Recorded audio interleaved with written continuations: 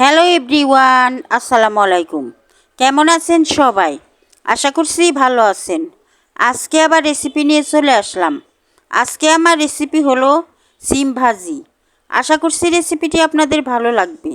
তাহলে দেখতে থাকেন, আমার সাথেই থাকেন। তাহলে শুরু করি। এখানে সিম নিয়েছি। এই সিমগুলো এখন আমি কেটে নিব। সিমগুলো আমি কেটে নিলাম। দেখেন কিভাবে কেটে নিলাম। এখন ভালো করে ধুয়ে ভাজি করার জন্য আমি চুলায় চলে যাব। চুলায় চলে গেলাম। চুলায় একটা কড়াই বসিয়ে পেঁয়াজ আর কাঁচামরিচ দিয়ে দিলাম। এখন এর মধ্যে আমি তেল দিয়ে দিব। তেলটা দেওয়ার পর পেঁয়াজটা আর মরিচটা আমি ভেজে নিব। পেঁয়াজটা একদম বাদামি কালার করে ভাজবো না, একটু নরম হয়ে আসলেই এই পেঁয়াজের মধ্যে আমি সিমগুলা দিয়ে দিব।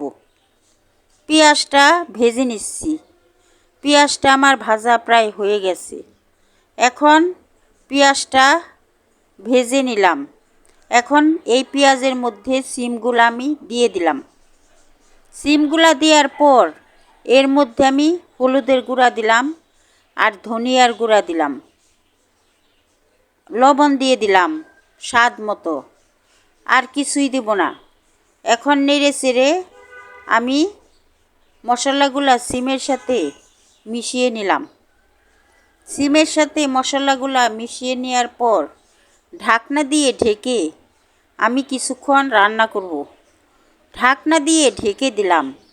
কিছুক্ষণ পর ঢাকনা তুলে আমি সিমগুলাকে নেড়ে দিলাম।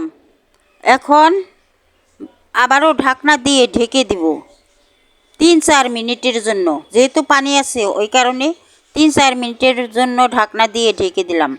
3-4 মিনিট পরে ঢাকনা তুলে আমি সিমগুলাকে আবারও নেড়ে দিলাম। এখন পানিটা অনেকটাই শুকিয়ে গেছে। আমি একদম শুকিয়ে ভাজা ভাজা করে নেব সিমটাকে। আবারও ঢাকনা দিয়ে ঢেকে দিলাম 2-3 মিনিটের জন্য। 2-3 মিনিট পরে ঢাকনা তুলে দেখি সিমের পানি একদম শুকিয়ে গেছে। এখন একটু নেড়ে চেড়ে আমি সিম ভাজিটা চুলার থেকে নামিয়ে নেব। ভালো করে নেড়ে সিমটা ভাজি করে নিলাম। এখন সিম ভাজি আমার একদম রেডি। এখন এই সিম ভাজিটাকে আমি চুলার থেকে নামিয়ে নিলাম। কেমন লাগলো আমার সিমের ভাজির রেসিপিটি? যদি ভালো লাগে তাহলে আমাকে একটা লাইক দিয়ে সাবস্ক্রাইব করে আমার পাশে থাকবেন। আল্লাহ হাফেজ।